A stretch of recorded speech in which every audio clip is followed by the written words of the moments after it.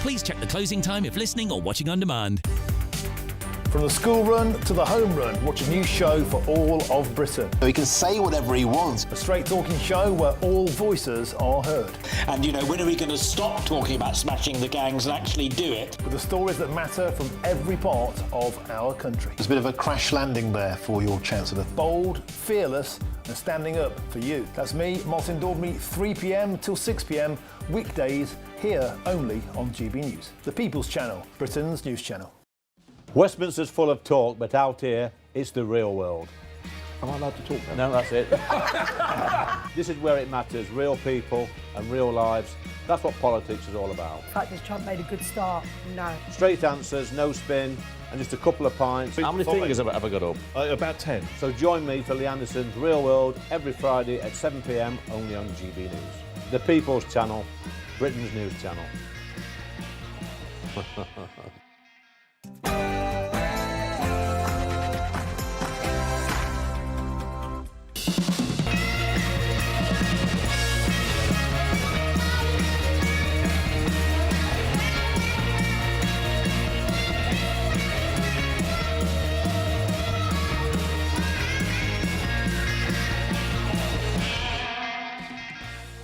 Welcome to Lee Anderson's Real World with me, Nana Aquia.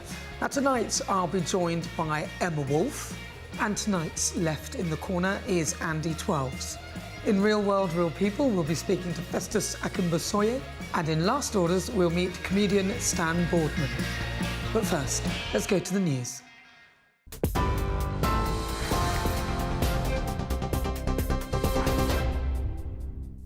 Good evening. The top stories. The Prime Minister says digital ID will be mandatory in order to work in the UK as part of plans to tackle illegal migration.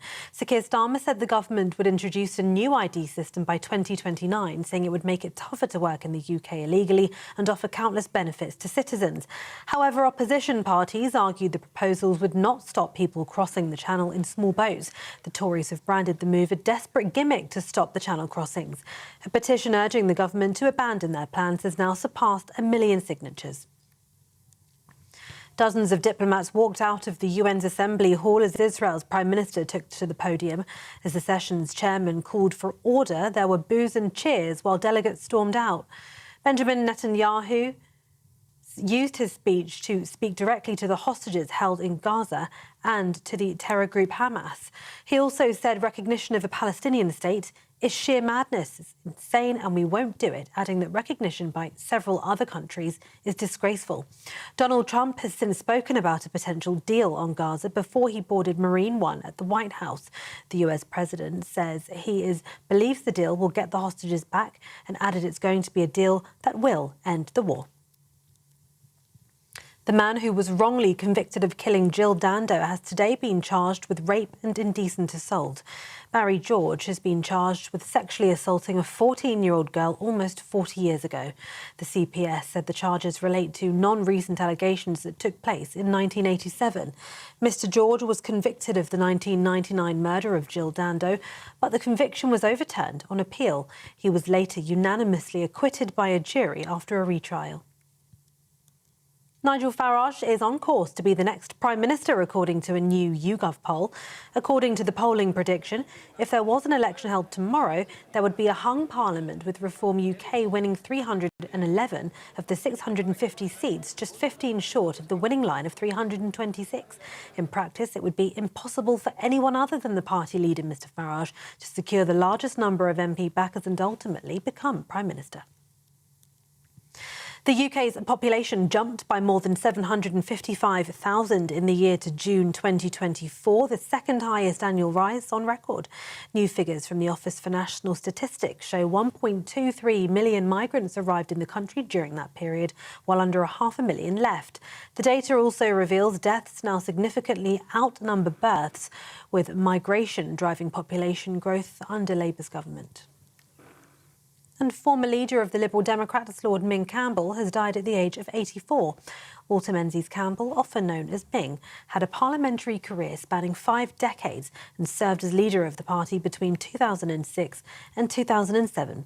His grandson praised him in a statement, saying, "Like so many of us, I greatly benefited from Ming's advice and guidance over the years," also praising him as a warm and caring friend and colleague. Those are the latest headlines for now. More from me in an hour. Tune into GB News Radio wherever you are, online, on DAB digital radio, on TuneIn, on Radio Player and on your smart speaker. Just say, play GB News.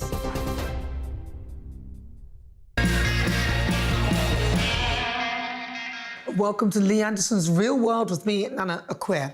Now, very recently we've heard that migrants are given £2,000 on a debit card so that they will leave this country. I mean, have you ever heard of anything so ridiculous? No, perhaps I shouldn't be saying that. Let's ask Emma Wolfe for her opinion. Emma. Nana, just when you think it couldn't get any worse, I just want to know, how did Britain get so weak? How did we get so spineless? Firstly, if we want to deport people, that's our right. We're a sovereign nation, that is our right. Secondly, if we want to deport and remove foreign criminals from our country, that is absolutely our right. How on earth did we get to a situation, the idea that we are paying people, giving them a little card with £2,000 loaded onto it to be returned to Romania or wherever, is absolutely scandalous. This is staying in Britain, living in our country should be a privilege. It's not a right. And if people are breaking the law, they absolutely should be out. Welcome to Clown World. Andy Twelves, what do you think? Well, I think this is part of the facilitated return scheme, which has been going on since 2006. This isn't a new thing. It's asking foreign prisoners to leave and stop costing us money before the end of their prison term. They're not living amongst our communities. It's just for people who are in prison. You know, it costs, I don't know how much it costs Andy, that's even worse. to facilitate, you know, a foreign prisoner in our prisons, but it's definitely more than £2,000. I think it's cost effective. And also, more importantly, this has been going on for the better part of 20 years. All right, this isn't like a new news story. Just because it's been going on for 20 years doesn't mean it's right. You could do something for 20 years totally wrong. Yeah, it's not a new story. This is an old thing. No, and it is pretty shameful. I agree with Andy, probably on the only thing we'll agree on. It's pretty shameful that this has been going on for nearly 20 years, since 2006. It just shows you how politics is so broken that this country can't just say, get out. You know, get out. We are not paying for these people. How long have we been paying for people, foreign criminals, to be housed, accommodated, fed, you know, kept going in our prisons? Well, wouldn't that be the point, that you pay less if you give them £2,000? No, just get rid of them. No, just deport them back to their own countries. That is the point, because the issue is, for a lot of these countries that they're going back to, we don't have return agreements. That would mean that British prisoners in prison there would have to come back here. And because we don't have those return agreements, is that if they sent the British prisoners back, we wouldn't be able to try them in this country. So you could have rapists, criminals, whatever, wandering around our streets. I'd rather just pay £2,000 to get them out than have random people wandering around our streets and not imprison them. I think, how much does it cost? You know, if you're a rapist, you're in prison for what, 10, 15 years? How much would that cost the British taxpayer? £2,000 is nothing As I understand it, they're being returned with this extra little cash at the end of their prison sentences. So no, it's to take them in the middle. We've already paid thousands and thousands of pounds. It's in the middle of the sentence. They're probably escorted home. They're probably set up at home. They're given these bank cards. It's an absolute scandal. We need to grow a backbone and show people what's what, because absolutely there is no place for people like this in our country. What about the point I made that it would be far cheaper to actually not put them in our prisons and just send them back anyway? Well, send them to their own prisons and do some sort of returns agreements, get some deals going, like Donald Trump, limit visas, tariffs. I would agree that we do need returns agreement. We just don't have them. Well, we shouldn't be paying to house them, full stop, in prisons if they commit crimes in this country. Well, then we'd need to set up the returns agreement, and I would encourage anyone to do that. I would. You know, the Tory government, the Labour governments, this is, you know, we've been housing foreign criminals in the UK as long as we've had prisons. But you could use things like visa bans and things like that. But that's just to bite off our own nose. Sorry, but part of the conditions of living in this country, of being accepted into this country, should be that you don't break the law. If you break the law, you're out. It should be that simple. I don't actually care. I would tear up the facilitated returns agreement.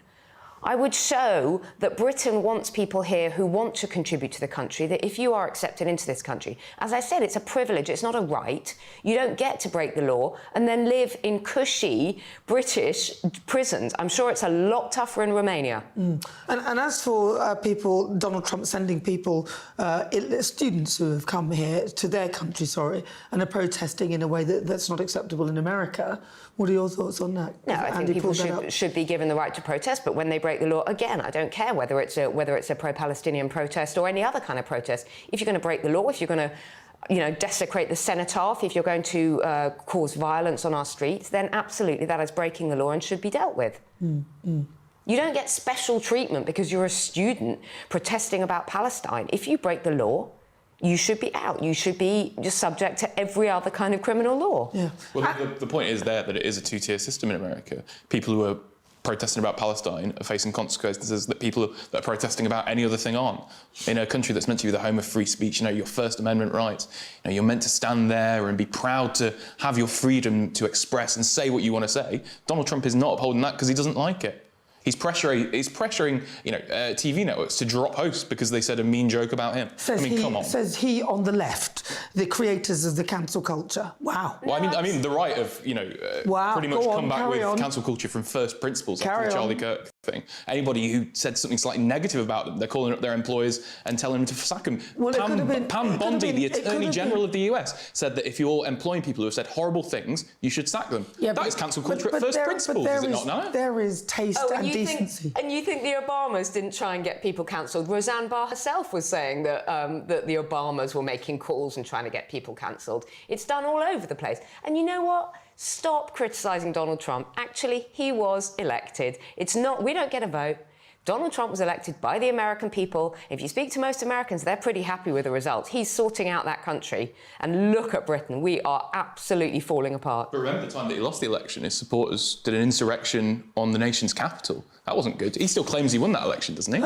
Is he really that great of a guy? We're talking about the election of 2024. Can we come irrelevant. Can we come back to the prisoners? Because somehow Donald Trump has managed to clean things up, get rid of the illegal migrants in his country, and stop people coming through the borders and supplying fentanyl, which was destroying certain parts of America. He's succeeded. So what the hell are we doing, giving $2,000 to convicted criminals who have finished their sentences just so they'll leave? He has succeeded. And the fact is, Nana, we don't want people crossing over illegally. It's dangerous. People are losing their lives in the Channel. This is a massive, massive criminal racket. I don't know. I think driving's more dangerous these days. People are coming in all sorts of illegal ways. And what have Labour been saying? Since July 2024, what have they been saying? We're going to smash the small gangs, we're going to crack down on this. And they have absolutely failed. I think we're up to, is it 4 now? 4 people have been sent back to France on this wonderful one in, one out, 50 million in and one out kind of returns deal, which is an absolute joke. Do you, Andy 12, support the one in, one out? We should do the maths, actually. Can we call it what it really is? Should we do the maths? How many people over 50,000 have come in since Labour have come into power. But since they did the one in, one out, we'll have to do the calculations, do the maths. Do you know how many in and how many out it is? I don't know how many in, but I know there's 4 out. How many? 4! I mean, that's 4 more than the Tories have ever done, and 4 more than Farage's pretend deportation plans would ever be able to do. No, I want to hear Andy defend this. Go on. I think this has got nothing to do with the prisons. The people in these prisons are legal migrants. It's just a completely separate conversation. Yeah, no, but I'm asking you a question. But it's a completely separate point. I think kind of suggesting that the migrants who are in our prisons are illegal. They're not. They're legal migrants. So you're all right. Those are the people that are being deported. So you're all right to talk about Trump, but you don't want to talk about anything else? Oh, I'm happy to talk about plenty of things. What about the one in, one out? I think the one in, one out is a step on the way to fixing the problem. I don't think it's going to fix the problem, but I think it's part of the journey. Do you know what I mean? Like the legal precedents that are being set in the one in, the one out are going to uphold the legal framework for the next year. Just explain to me again. Okay, firstly, 50,000 in, 4, maybe 4 out. I'm sure some of those will come back. A few of those were going home anyway, so we basically paid for them to go home. And also, one in, one out. So that's ground zero. You don't get rid of anybody.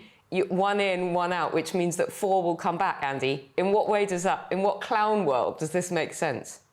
Really, seriously? I don't understand the question there. You're just kind of jumping around quite a lot. Sorry? Well, I don't understand the question. Well, OK, in what clown world does one in, one out make any sense, especially when we've got because it's setting the legal precedent for us to be able to deport people who aren't here with a legal asylum claim. It's all about the legal precedent. It's not gone well, though, has it? We've got appeals after appeal. Look, the thing is, when you set up appeal precedent, and they can't appeal again, Anna, that's the point. They're trying to remove the appeals backlog that the Conservatives just created in the last couple of years. Do you Fundamentally, know? what they're trying to do is set the appeal precedent and clear the appeals backlog. Human rights lawyers are rubbing their hands. They're rubbing their hands right now. They are all over this. We tried to deport a few people last week. I think it was meant to be Monday, there was going to be a big Air France flights taking off, deporting people. Human rights lawyers are all over this, and by Wednesday or Thursday a few weeks ago, we got one off the ground. Goodness knows how much that cost us. They were escorted personally back, and then France chooses a couple more and sends them back to us. You know, I do wish that is a joke. I completely agree with you. I think it's sad that we've allowed the Tories to vandalise our justice system and our appeal system, so we get to this level where we're constantly being appealed because there's a massive backlog. You know, I completely agree with you, Emma, that the Tories should be held to account for the complete failure of our public services It's getting that they've set old. up. This thing about blaming the previous government, over a year. So when did the backlog come up, Emma? When did the backlog come up? When did the backlog begin? The Labour administration. When did the backlog begin, Emma? Emma, when did the backlog begin? When did the backlog happen? Was it under Labour? No. Look, was it under Farage? No. He's only won one election. Well, you know... It was under the Tories then. So who else is there to blame? Thank you. But the blame game doesn't get us anywhere, does it? Because if we're going to... But it would be on the Tories if we were playing it. Listen, nobody's defending the Tories. They were absolutely... I haven't heard Emma condemn the Tories, They were totally incompetent. They ruled this place with Neolithic incompetence, and we are reaping the benefits of their useless administration. I have to say, I don't want to mince my words. Yep. And I think Emma agrees with me. And we've all said that it's shameful that this returns agreement has been going on since 2006. But if you're still going on about the Tories by 2028, 2029, that's pretty pathetic. Just get on with it. 2025, isn't it? Well, listen, I think Labour should take the blame for the one in, one out. That is something they have done. Thank you very much to both. Up next, it's Real World, Real People.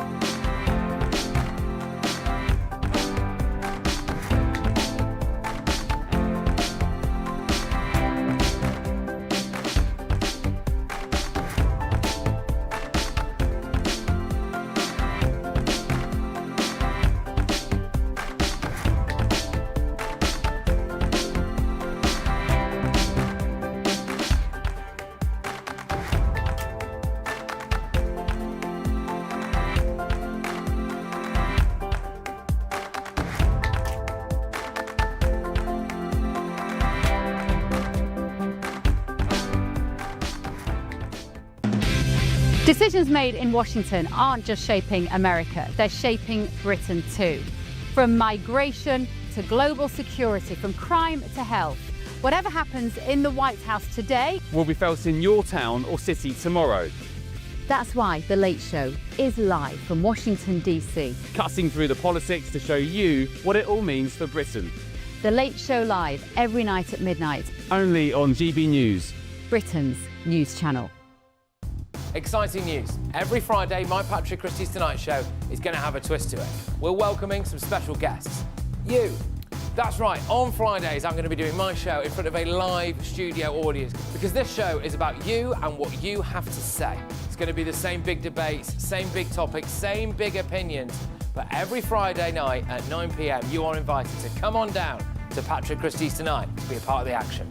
only on GB News, the People's Channel, Britain's news channel.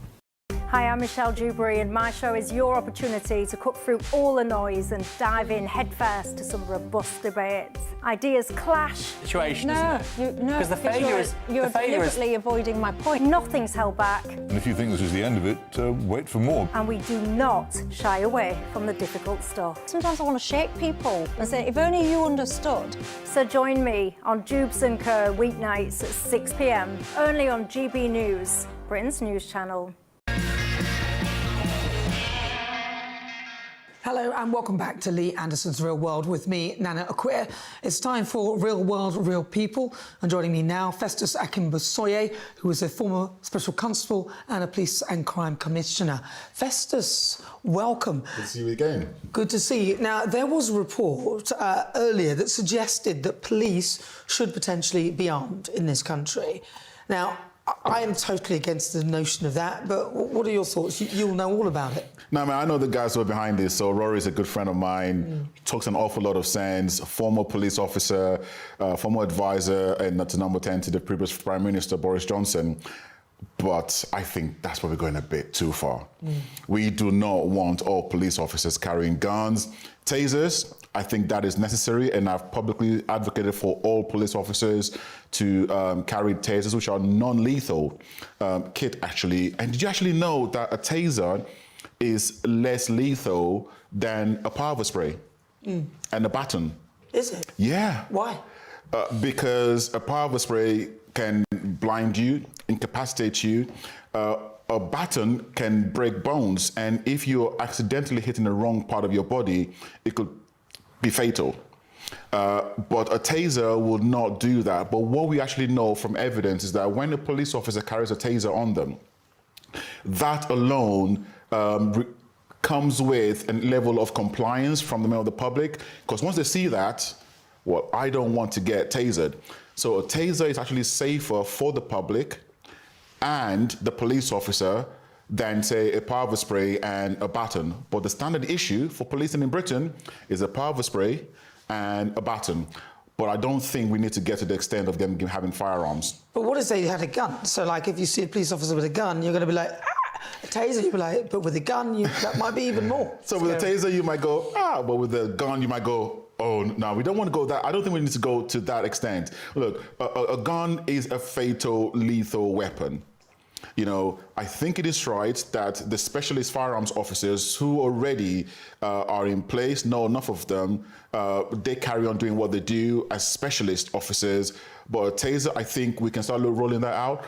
The other issue here is that even the firearms teams in the country at the moment, they can't even get enough officers to pass the requisite training and standards to become a firearms officer. How this is going to work in a material way, I just don't, it doesn't make sense to me. And the other thing is, who would want to carry that gun? So, for example, the police officer who shot Chris Carber. Yes.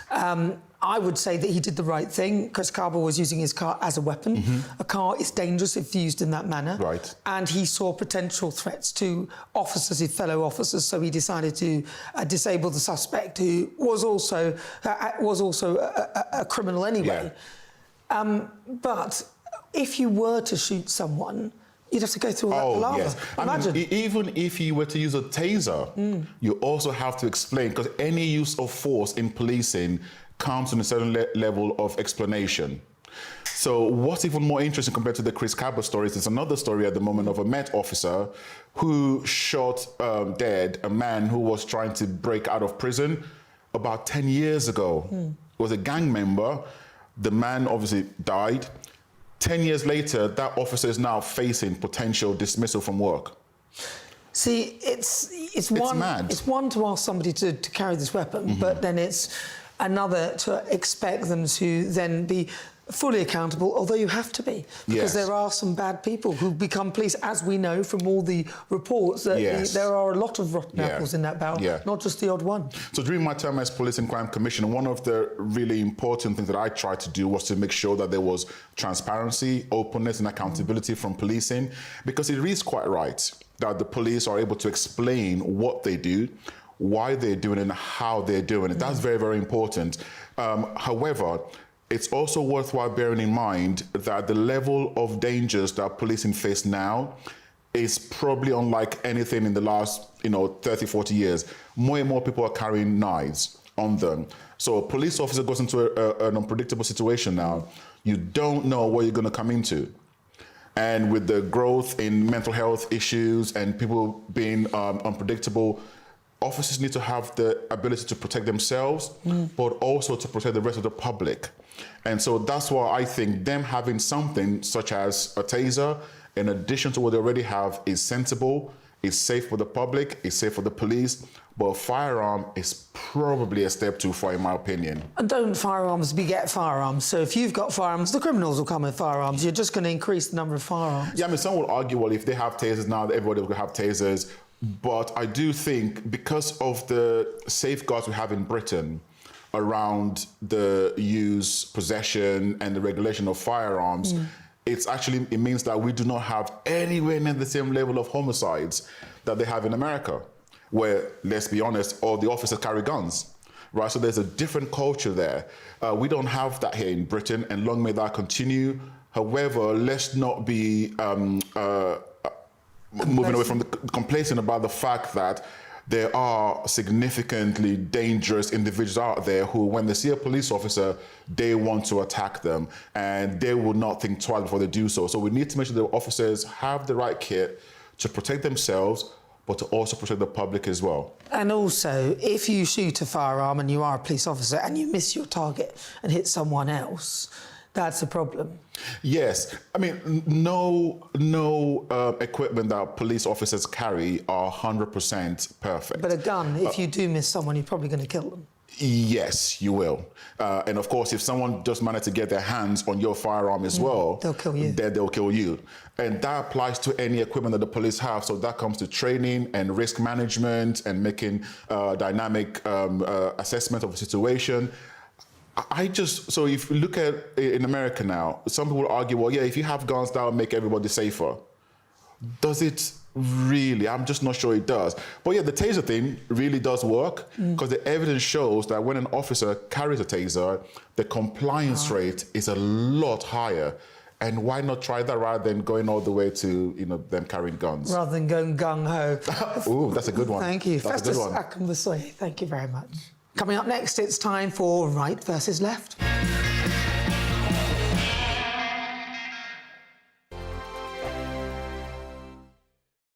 Good evening. This is your latest Met Office weather update for GB News.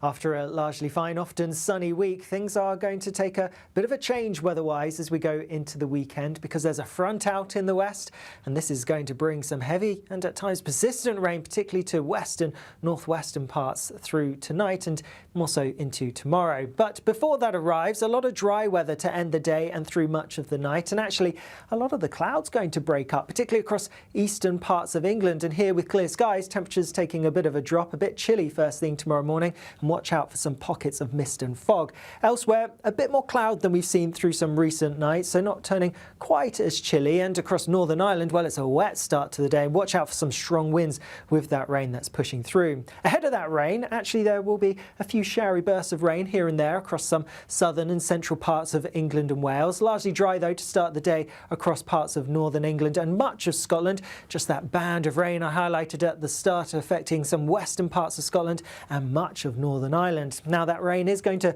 gradually shift its way a little bit further eastwards as we go through the day, but it's not going to go through particularly quickly. So it really is across western, southwestern Scotland and eastern Northern Ireland where we're going to see the rainfall totals building up, and we do have a couple of warnings out because some disruption is likely to travel and also a bit of flooding in places as well. Elsewhere across other parts, actually a largely fine day, some sunshine breaking through, and with that in the sunshine, not feeling too bad. Temperatures peaking in the mid to high teens, may just about scrape into the low 20s.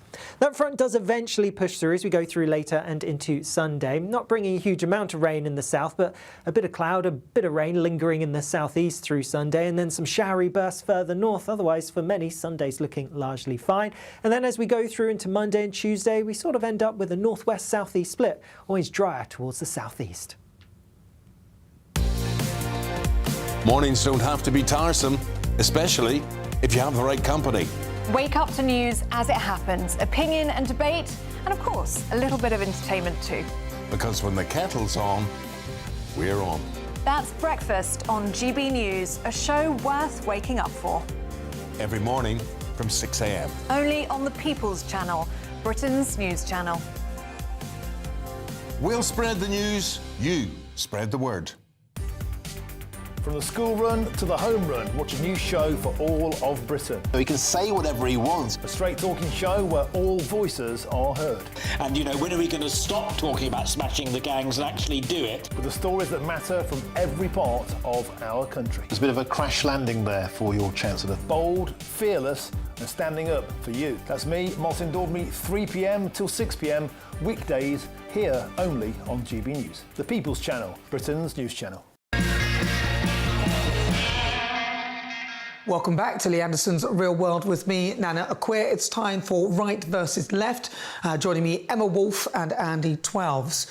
Now, an incredible story that before the pandemic, there were just over 700,000 men aged between 35 to 44 who were signed off and claiming benefits, so they weren't working. After the pandemic, that number went up to 1.5 million, literally doubling. On top of that, 200,000 men aged between 16 to 29 have been signed off, when I say for life, off work for life. That means no further assessment, and they're claiming universal credit. So what on earth is happening? Right, I'll start with you, Emma Wolf. Yeah, and this is over 6.5 million people in the country now on out-of-work benefits.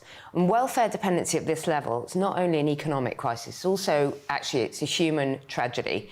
There's a lot of potential, skills, experience in this country which is being completely wasted. And there's a few things going on here. Firstly, the pandemic had a huge impact. When you make such ridiculous decisions to basically lock people in their homes, tell them they can't go to offices, they can't go to work, put them on furlough, pay them to stay at home and not to work, you're going to create a problem, a big problem. Secondly, I think we've widened the categories. Before you go on, like at the beginning, the first lockdown, absolute disaster, lockdown, pandemic. But you didn't know what the disease was. Just say we got lucky that it got weaker and so on and so forth. So that's good. The first lockdown I thought was acceptable. Oh my God, I'm not getting into a lockdown argument. Okay, but listen, hang on. What a national Sorry, let me just finish. It could have been Ebola. It could have been something as deadly as Ebola. So initially, I think it's the right thing to do. But then after that, you start to reassess. And I think it went on for too long. I completely disagree with you about the shamdemic, and that's all I'll say about that. I'm just saying that is part of the reason why people have ended up on out-of-work benefits. The thing is, lockdowns did happen. They did happen. They did happen. Whether we agree with them or not, they happened and they had a massive impact. Secondly, I think we've widened the categories really way too broad. So normal human experiences like depression, anxiety, ups and downs in your life, tragedy, we've basically pathologized those things so you can be signed off for feeling down, you can be signed off for anxiety, you can be signed off for depression. Depression and anxiety and obesity and all these things, they are a byproduct of not working. Work is actually good for you. I hate to sound like a sort of Victorian matron, but work is good for you. Work stops you being depressed. You need a purpose in life. Thirdly, the NHS. The NHS is failing. If you have a back problem, you need a back operation, you're on a waiting list for 5 years, of course you can't work. You know, so there are people who are living out there in chronic pain or whatever. They need an operation, they can't get it, they're out of work. So there are loads of things going on here, but it's an absolute human tragedy. It's not fun. I don't think it's fun for anyone to be living on universal credit or out of work benefits. And I think it's really sad. And especially young people, especially people of working age at the peak of their careers. But some of them did a little bit at the pandemic and probably thought, oh, I quite like this. Yeah. I don't really need to work. I've got enough money to survive. And this is a lot of men. So these are, you know, these statistics are mainly men. And then the young ones, 16 to 29, who are then claiming universal credit. And a lot of laziness as well. There's a hell of a lot of laziness, Andy Twelves. Can I just say, I actually agree with Emma on quite a bit. Actually, it was shocking to everyone. But I completely agree with the assessment there. I think fundamentally, I'm quite glad at some of the changes the Labour government are making around, you know, apprenticeship reform and the apprenticeship levy, making sure that apprenticeships can get funded, so then it's worth doing an apprenticeship. Because oftentimes, when you're on an apprenticeship wage, what is it, £6.80 or something stupid like that? It costs you money to do it. You're losing money on it. But it's not where you start, it's where you finish. Well, no, but you still got to afford to live. But don't you think there's a mindset of young people these days that they're sort of thinking, well, I can earn a lot more in benefits. When I started working, I probably could have earned more in benefits, but I had the foresight to realise that in time, as I progressed, as I became qualified, as I trained, I would make more and more and more money. You're stuck in it. It's catch-22. I think one of the also good things, alongside reform the apprenticeship levy, which the Tories did do quite a bit of, and I do praise them for that. Wow. The Labour Party are also targeting it to those areas where 16 to 24-year-olds are particularly out of work, those with particularly high concentrations, to get government-funded apprenticeships. Then you can get that foot on the ladder, get into work, and kind of find that purpose that you were talking about, find that career that you want to build, whether it's in a physical trade, in a digital apprenticeship, in a job that you can go on to do a degree apprenticeship. I think that is key. Apprenticeships is where it's at, rather than going and wasting away at university for 3 or 4 years. Well, you're a man, I presume, between age 16 to 29. Yes. I work. Yeah. You work. What do you think is going on in the minds of these young men who've decided to literally take universal credit and stay off work? I think oftentimes they've had a bit of a go at school. School's hard. It's not designed for everyone. Do you know what I mean? Particularly not those who aren't as academically gifted. I didn't do very well at school.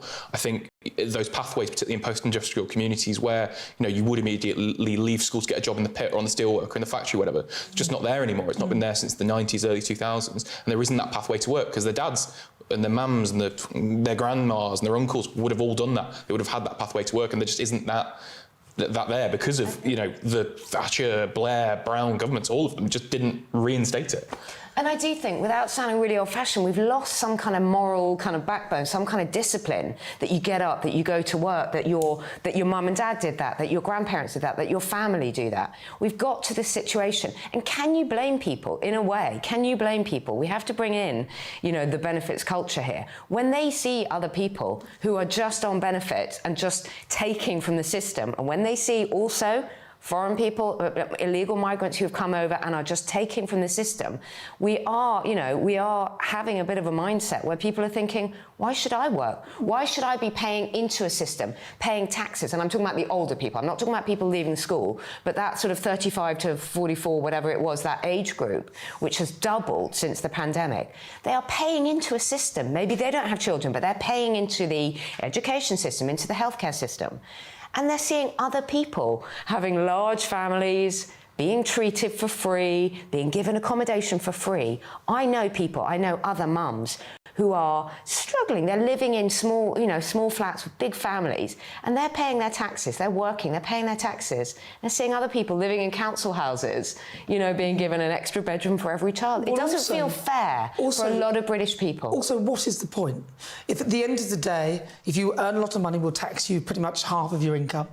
And then if you do earn a lot of money, then you're not going to get any benefits when you're older. It's the way, they're now kind of going backwards on, we promised you a triple lock, we're not going to give you the triple lock now, even though you've put into the economy, and we promised you it, we're not going to do that now. We're going to tax your pension. And then if you do get Alzheimer's or some form of dementia, we're going to take your house, take every single penny, but you will be in a care home beside somebody who's paid absolutely nothing into it.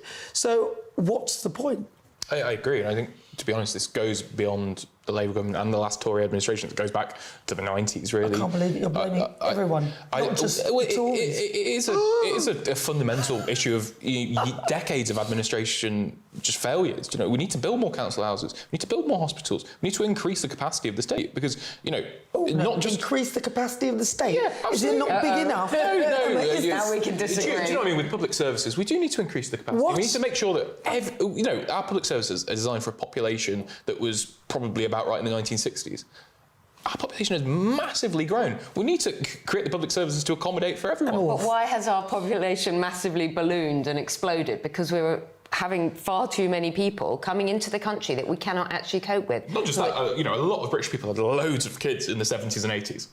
That was a big issue. Well, now we have a fertility crisis where British people really can't afford to have more children. Absolutely. That's why we need to increase our public service. We need to make work pay. We need to build more council I houses. don't think we need to increase public service. We need to make them effective. Well, a great example is the $150 billion in US investment that we got last week in our AI infrastructure. That's going to create jobs. It's going to create income. It's going to create taxes. Yeah, but that's who's going to pay for this bigger state? We've already got a massive state, a massive civil service. But we agree. As well. The NHS is not fit for purpose right now. So how are we going to reform it? It costs money to do it.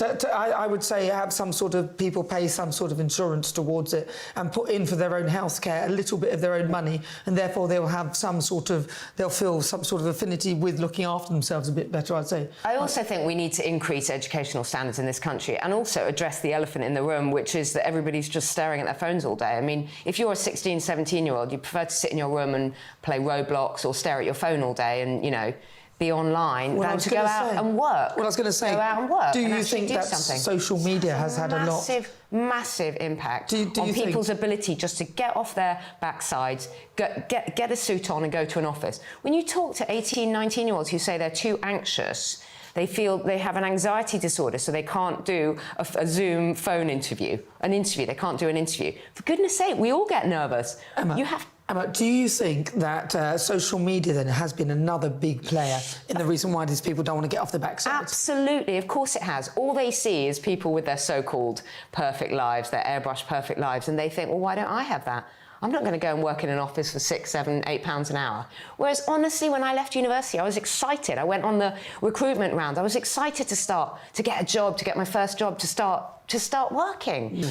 So, Emma, do you think that really a big problem is actually social media, the rise of it? I think it's had a huge impact on people. I think a lot of young people would prefer to stay in their bedrooms, staring at their screens, playing Roblox, whatever, just being on social media. I think a lot of people are completely locked in this world. They're not even... so that they become physically and mentally unfit, unhealthy. They're not engaging with the world. They're not out there. They're not putting a suit on every day and going to the office and doing a job. But what about the benefits trap, right? Because you might be better off staying at home when being too generous, right? And also, if you try and get a job, often, if you go and try and get a job and it doesn't work out, you've lost all your benefits, you lost your home, you lost your rent, you lost your security. That's why, the government, it's actually a bipartisan thing. The Lib Dems are supporting, the SNP are supporting it. I don't know if the Tories are supporting it, probably not because they're in opposition. But Labour introduced in the the guarantee right to try within 3 months. If you're on benefits for 3 months, if you're actively going out and trying to get a job and it doesn't work out, you can go back on, you've got that security net, which is stopping a lot of people because they just don't want to lose that home that they've built, that security that they've got. Even if they're trying to do a good thing, I think that is the way out for people, is that security net of, yeah, we appreciate and we recognise that you are trying to go out and get a job, get off the dependency of the state, and you're not stuck in that benefits trap anymore. And that's only a good thing because A, they're off benefits, B, they're finding a purpose again, and C, they're not feeling uncomfortable with it. I think A equals benefits are way too generous. If the fact that if you did this, then that, and I can't afford to lose my this and that, why are we giving this out in the first place? But why is it a benefit? If you are not working, you are going to become depressed, anxious. You are going to become unfit. You are going to become physically unhealthy and obese. And all of these... I mean, look, obesity is the biggest problem in the NHS. Anxiety and depression and welfare is the biggest economic cost to this country. We've got to get people moving again. And if that enables them to... If we need to allow people to work and keep some of their benefits, taper it off, all the things that Ian Duncan Smith was talking about a good decade ago, we need to reform it in some way, but not in a punitive way. We need to show people the benefits of work. Well, I'm not happy about this, you two agreeing in such an unsavoury manner. But then that does show that right and left is actually a bit of nonsense, frankly. But then there are divergences. Absolutely. I'm a trade unionist. We can't unionise people on benefits. Do you know what I mean? People have to be in work to get unionised. Okay, I'm sure we'll find something to have a punch up about. Well, let's hope so. Coming up next, we've got Last Orders with Stan Boardman.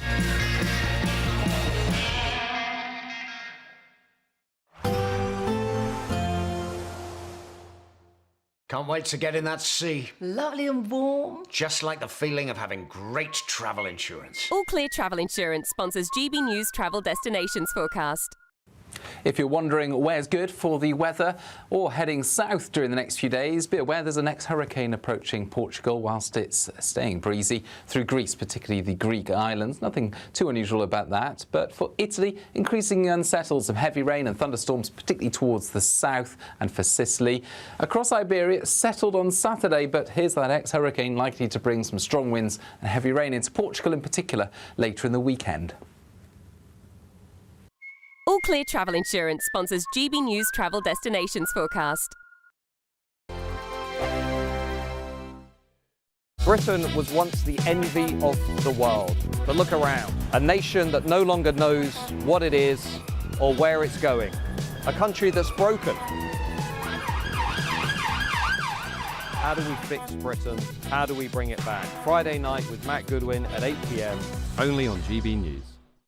It's Patrick Christie's Tonight, and here we do things differently. It's explaining the absolute madness of this, doesn't it? It's explosive. I mean, this is very good. It's lively. 850. Your government sat there, Sean, and it did nothing. It's controversial. And the Middle East has been in turmoil since before I was born. It's everything you need to kickstart your evening. Everyone's had their Weetabix tonight. I love to see it. That's Patrick Christie's Tonight, weeknights from 9 p.m.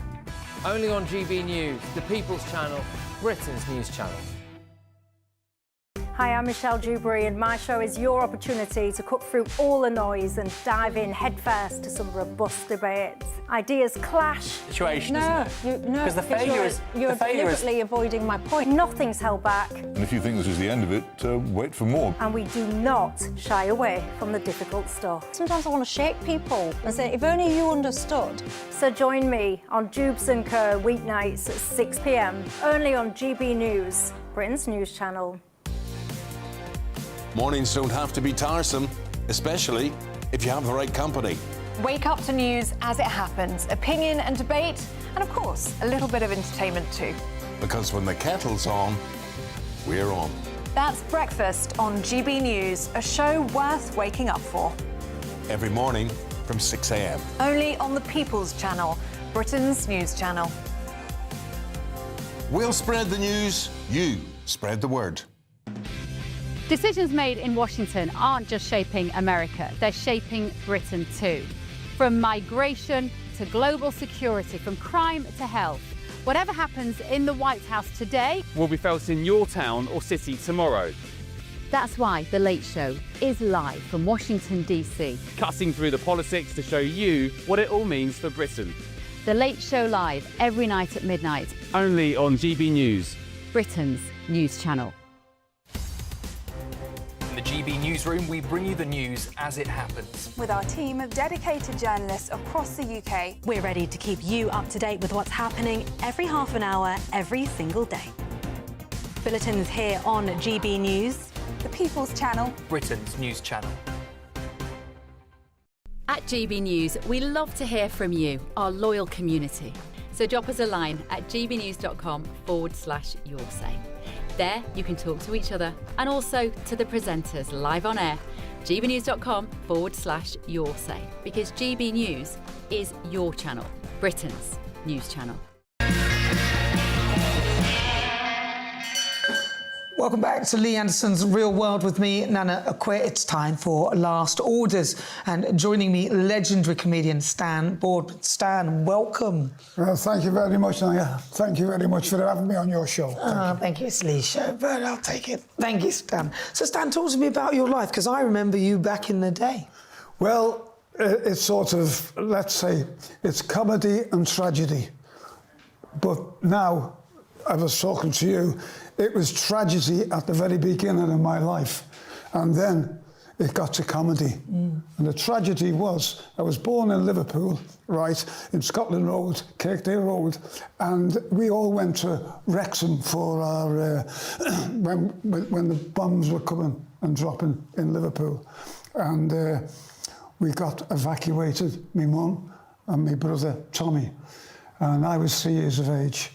And the bombs never came. So my mother came back from Wrexham, which was supposed to save our lives. And we went in the shelter, and the shelter got blown up by the Germans. And in the shelter was my brother, Tommy, who was 6. And he was killed. The shelter fell on. The girl who had hold of me, Mary Monroe, she was 12. She was killed as well. I was on A&E, I was 3 years of age. And even now, every time I think about it, I get a lump in my throat. I've dedicated this book here, my life story, to Mary Monroe, the girl who's 13-year-old girl who saved my life. From then on, we then had nowhere to live. My dad was in the army in Woolwich, and we went out to Huyton, Dovecot, and we got a house with 2 up, 2 down, outside toilet, tin bath, and then my mum had I had 6 sisters, one after the other, every year. Were you the only boy? Yeah. Oh, 2 up, 2 down. My mum had the front room, and we all had the back room with my 6 sisters. I didn't know what it was like to sleep on my own until I got married. Is it? So then I went to Grant Road School, which was a secondary modern school, and from the age of 15 I played football in the street, like all the lads used to do in Liverpool them days. Liverpool is sort of a melting pot for people. The Irish, Welsh, Scots, everybody come from all over the world to live in Liverpool. It was a melting pot for people, and the comedy comes from Liverpool, definitely, 100%. If you walk down the street in Liverpool and go in a pub like this, and everybody be telling jokes. That's great. And it's a fun place to be. I love it. But anyway, I went in the army, national service, 2 years, got called up. I had to go to Germany. And just before I went there, I was 18, I played for Liverpool Football Club. Really? Yeah, I was on their books for 2 years. And then I got called up when I was 18, 19, 20 in the army. A national service. I don't think they have it now anyway, No, so maybe they will. I don't think anyone, they wouldn't go. A lot of them, some of them claim well, you don't know whether they would go or not, would they? I don't know. I don't know whether they would. We actually got called up and we all went. A letter came through the post. You're in the army, and we all went. Our dads used to go, you know, our brothers, our sisters, all go in the army them days. But they probably mount legal challenges these days. Well, if you get called up.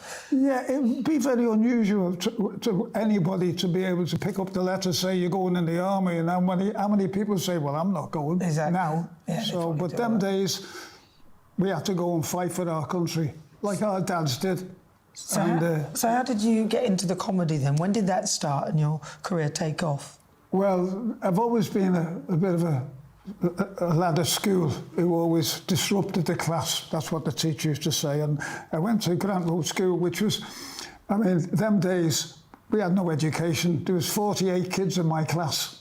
We had 48 in one class. How many now? 15? I didn't know, about 48, you know. And the teacher used to say, yeah, 48 people in the class, kids in the class. Yeah, that wouldn't be done now. It's about By 30, the time they called the register, it was playtime. We learned bugger all. So your big break in comedy, when was it? Oh, yes, sorry, we'll get round to that. I was on the dole in Liverpool for 2 years, and I haven't... before that, okay, let me start before that. Edit this, please, because this is very important. I met my wife, Vivian, at Butland's holiday camp in Bognor Regis.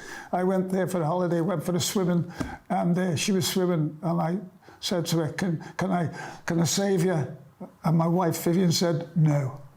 So 50 years later, I should have said, could have drowned you. But anyway, we got on really well. She lived in Tottenham, and we had 2 lovely kids, Paul and Andrea, and we've got 6 grandchildren. Oh, that's and funny enough, I've got 1 grandchild. His name's Luca, and he's 9, 10. And he said to me the other day, Grandad, he said, can you make a noise like a frog? I said, why, son? He said, well, my mum said, when you croak, we're going to Disneyland. Oh, very good, very good. Listen, we're running out of time, so very briefly, you know, what's been your highlight of your career so far? I think when I was on the dole in Liverpool, and I was getting £8 a week, and I went on the clubs at the Montrose Club, and I got up there, and I did a few gags. Anyway, I went to Butland's, and I won the Butland Star Trail. Right, and then I went to Bognor Regis, Minehead, and then I finished up at the London Palladium. Wow. And I won it. And then there was a woman in the audience, Eve Taylor, said, would you like me to look after you? And she did do. And then I finished up with Summertime Special, Seaside Special, and a lot of the other programmes that were going. And then Johnny Amp rang me up, and he said to me, would you like to be on The Comedians? And The Comedians show was a big one with Frank Carson, Bernard Manning and people like that, yeah. Big show. It was a great show, yeah. And then from then on, I sort of Paul and Andrea, twins, and the kids. Well, do you know what? This book, this is your life story, Stan Boardman, his life story. I can't wait to read it, you know. This is my charities that I work for, the Variety Club of Great Britain, and also the Water Rats and a lot of other charities. And I was invited to number 10 Downing Street with the England football team and the England cricket team. And I went in there, Mrs. Thatcher, she was the one there then, she was the Prime Minister. Brilliant woman. And when I went in at the door, you go through the door, number 10, and the fellas all at the back, and the photographers, and the voice said, Mr. Stanley Boardman! Whoa! And I went in, and Mrs. Thatcher was like that. And I went up and I talked to Alan Ball, and I talked to the lads, the England football team, and I said, you wouldn't believe it. Mrs. Thatcher nearly fainted there. She thought the fella said Stanley Baldwin. Listen, the ex-Prime Minister. Stan Boardman, we have to leave it there. But thank you very much, Stan Boardman, and his fabulous book, My Life Story. Thanks for watching Lee Anderson's Real World with me, Nana Acquia. Thanks to all my guests. Up next, it's Friday Night with Matt Goodwin.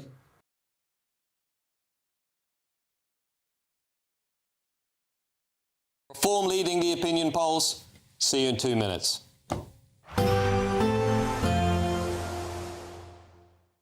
Expect warm spells with the odd rude interruption. Boxed Boilers sponsors the weather on GB News. Good evening. This is your latest Met Office weather update for GB News. After a largely fine, often sunny week, things are going to take a bit of a change weather-wise as we go into the weekend, because there's a front out in the west, and this is going to bring some heavy and at times persistent rain, particularly to western, northwestern parts through tonight and more so into tomorrow. But before that arrives, a lot of dry weather to end the day and through much of the night, and actually a lot of the clouds going to break up, particularly across eastern parts of England. And here with clear skies, temperatures taking a bit of a drop, a bit chilly first thing tomorrow morning, and watch out for some pockets of mist and fog. Elsewhere, a bit more cloud than we've seen through some recent nights, so not turning quite as chilly. And across Northern Ireland, well, it's a wet start to the day. Watch out for some strong winds with that rain that's pushing through. Ahead of that rain, actually there will be a few showery bursts of rain here and there across some southern and central parts of England and Wales. Largely dry though to start the day across parts of northern England and much of Scotland. Just that band of rain I highlighted at the start affecting some western parts of Scotland and much of Northern Ireland. Now that rain is going to gradually shift its way a little bit further eastwards as we go through the day, but it's not going to go through particularly quickly. So it really is across western, southwestern Scotland and eastern Northern Ireland where we're going to see the rainfall totals building up. And we do have a couple of warnings out because some disruption is likely to travel and also a bit of flooding in places as well. Elsewhere across other